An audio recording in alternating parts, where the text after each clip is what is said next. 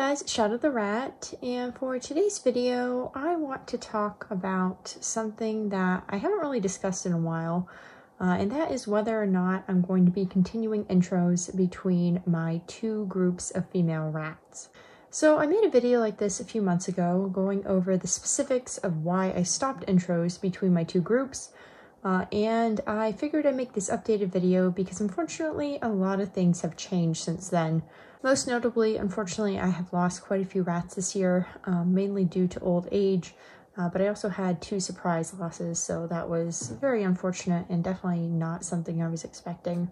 And I have also added in 3 more rats since that video, so basically my rat groups are looking a little bit different.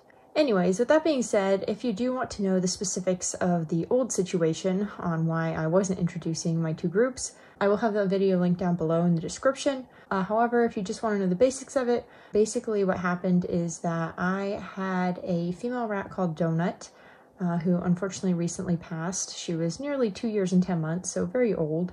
And I still have her sister Olive, who is currently just about 2 years and 10 months, or will be in a few days. And she and Donut are/were very territorial to strange rats. And this means that even if you put them in the most neutral area with a strange rat, there was a good chance they would become very aggressive and try to bite them. And it's important to note that both girls were completely fine with their cage mates, or are completely fine with their cage mates in Olive's case, and both also are/were good with humans. So it's not like these are rats who are, you know, very aggressive in general or anything like that. Their only issue is just not being able to be introduced easily to other rats.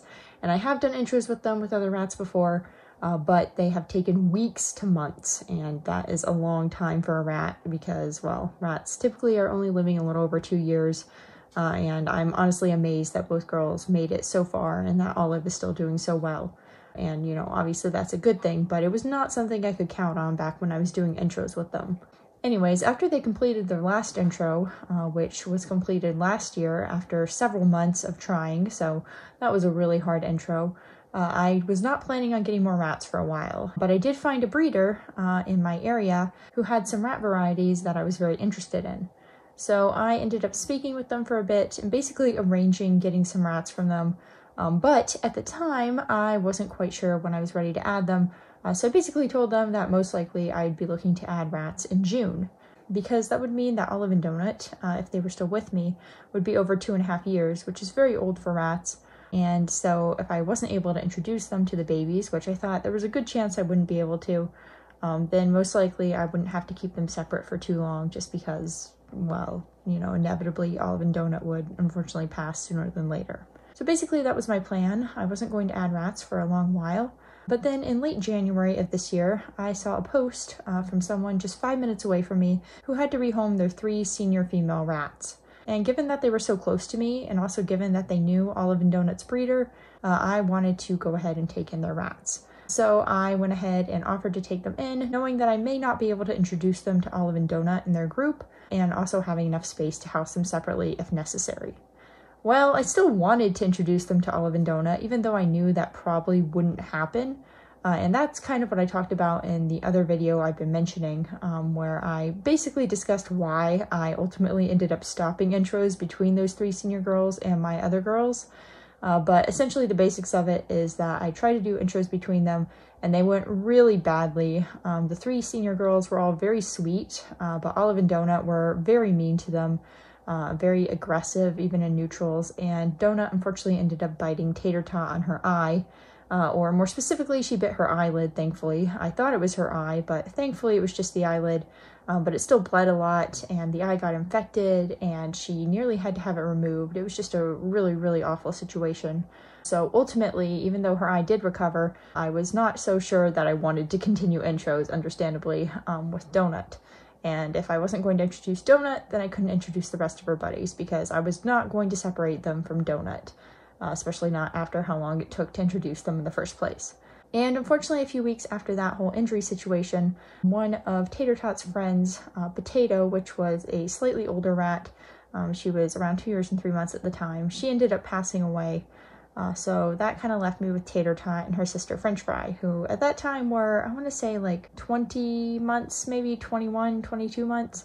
So, you know, they weren't super old, especially for dwarf rats, who typically live about 30 to 40% longer than standard rats. And so because of that, I thought I'd just keep them together until I got the new babies and then introduce the babies to them, because I knew that they would be very accepting of the babies because I had already done intros with them with all my other rats. And of my rats who weren't trying to attack them, you know, not Olive and Donut, they ended up bonding very well and getting along very well. So they clearly were good with intros.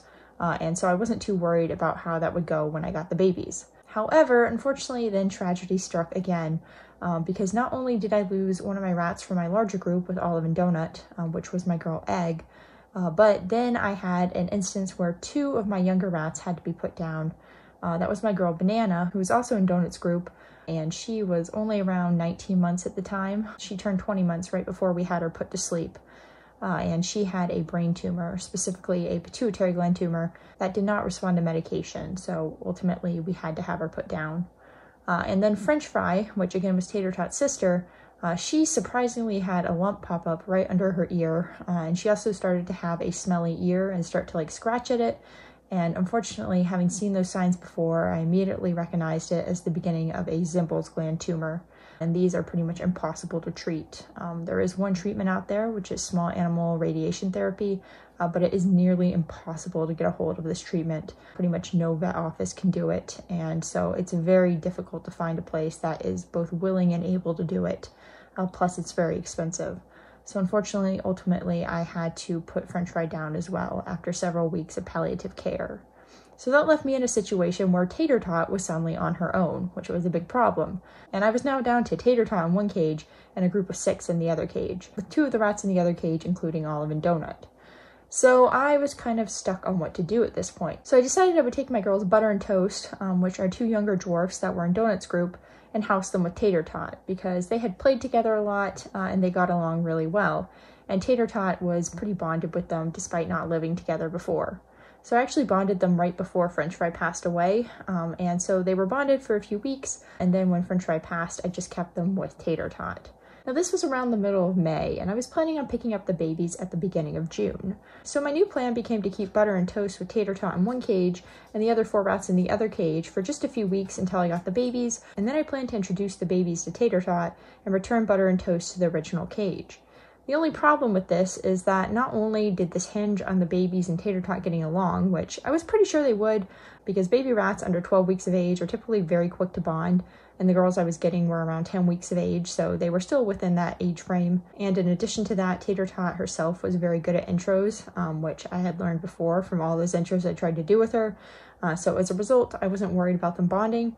But the other issue, and the one that I was more worried about, is that after a few days apart, rats' scent will fade from each other, and rats mainly recognize each other as part of the group with their group scent, which is basically a compilation of all the scents of all the rats marking each other all the time, and this scent will fade after 3 days apart. So after that point, if you have separated out your rats, you often need to reintroduce them as though they are strangers. And as I mentioned before with Donut in particular, she was not good with strange rats, and again, neither is Olive. So I was really worried that I would try and reintroduce them to the group and that they'd be rejected by Donut and that she would try and go after them, which would be extra dangerous because they are dwarf rats. So I was very worried about that, but it was pretty much my only option because I couldn't have Tater Tot on her own for several weeks. That just wouldn't be fair on her, especially because I already had so many other rats with several that got along with her. So I decided to ultimately go through with it. And then come June, I ended up getting the babies, which are my girls Popcorn, Raisin, and Tofu. And I tried them with Tater Tot right away because they came from a breeder who does testing for all sorts of rat viruses, so I wasn't worried about anything contagious. And indeed, they bonded to Tater Tot super quickly, and I was able to house them together right away. So after a day of having them with Tater Tot and Butter and Toast, I went ahead and put Butter and Toast back with Donut, Olive, and the rest of their group. And like I said, I was very nervous about how this would go, but as it turns out, Donut actually threw me a bone for once because she literally just sniffed them once and then was totally fine with them. So clearly she remembered them because there is no way she would have reacted that nicely otherwise. Anyways, all in all, that ended up working out pretty well, and I ended up with a group of 6, which were my girls Olive, Donut, Omelette, Butter, Toast, and Blueberry, and a group of 4, which consisted of Tater Tot, Raisin, Tofu, and Popcorn. So those groups were getting along very well, and I had already decided at that point that I was not going to try and introduce Donut and Olive's group to the other group while Donut and Olive were still with us, because I didn't want to go through more injuries or stress, especially since both girls were getting extremely old at that point. And I also didn't mention this in this video, but I did in the last video, but Donut was also dealing with a brain tumor for nearly a year at this point. But because of this brain tumor, she pretty much had like a ticking time bomb in her head. Like, I had no idea when it was going to start just resisting the medication she was on, start growing and just kill her. And obviously I didn't want her last few weeks to be, you know, full of stress because of intros. So that kind of added an extra complication, but ultimately Donut ended up living a lot longer than I thought she would. So her last few months were completely intro-free because I had already decided to stop intros back in like March when Tater Tot got hurt and clearly things just weren't going super well. And then Potato passed and everything else happened. So ultimately I never restarted intros with Donut and Olive and their group and the other group of senior girls. Anyways, ultimately my two groups of 4 and 6 were getting along very well with each other. Within their group, that is. And so what I decided to do is, because I wasn't sure how long Olive and Donut had left, I decided to start to free range their nicer cage mates with the other group. So basically what would happen is I would free range Olive and Donut's group together, you know, as one group. Then I would put up Olive and Donut, and then I would take out the other rats, and I would keep out their 4 nicer cage mates, and then bring out my other 4 rats from the other group, and I would have them intermingle during playtime. And Olive and Donut weren't bothered by smelling the other rat's scent on their cage mates, so it wasn't a big problem in any way. And this way, no one was getting extra stressed because Olive and Donut didn't have to interact with the other rats, while at the same time, I was able to keep Olive and Donut's group together, while also bonding the younger members of the group who were less aggressive with strange rats to my other group in preparation for the day when Olive and Donut passed, so I wouldn't have to go through a bunch of crazy intros when that happened. So that was me kind of future-proofing everything and trying to make it as easy as possible for me in the future, with my plan eventually being to just combine everyone in one group and open up the cage once Olive and Donut had passed away. And that brings us up to about a month ago, when unfortunately another of my rats in Olive and Donut's group, my girl Omelette, passed away. Now Omelette was around 2 years and 7 months, so pretty old as well. And her passing wasn't completely out of the blue. She had been slowing down for a few weeks, but it was still pretty difficult to see her pass. I was hoping that Omelette would get to live with the other group eventually, but, you know, again, she just unfortunately didn't end up outliving Olive and Donut. But that's not completely surprising because they were only a few weeks apart age-wise. So then a few weeks after that, which is bringing us up to now, Donut ended up passing away. And again, she was quite old. She was over 2 years and 9 months, nearly 2 years and 10 months. So a very, very old rat. And because of that, I was not super surprised by her passing. But anyways, Olive is still around. And now I'm down to a group of 4, Olive, Blueberry, Butter, and Toast. And another group of 4, which is Tater Tot, Tofu, Popcorn, and Raisin. So Olive is definitely less aggressive than Donut when it comes to strange rats, but she is still quite uncomfortable with them, and she tends to be pretty aggressive with them when given free rein to like interact with them unsupervised, even in a neutral area. So unfortunately, I do not think that I'm going to be bonding Olive to the other rats. I did consider it briefly, but ultimately it's too stressful on her, and I don't think it's worth it considering she is 2 years and 10 months at this point. And she's just extremely old for a rat, and it's just not really fair to put her through these intros and all this stress when ultimately, even if she does bond with the other rats, she's not going to get to enjoy this bond for very long. And she already has cage mates that she loves and adores to be with, so there's really no extra benefit that would come from forcing her through these stressful intros. So ultimately, I have decided to keep the group separate for now, and I'm basically continuing the free range thing that I was doing before.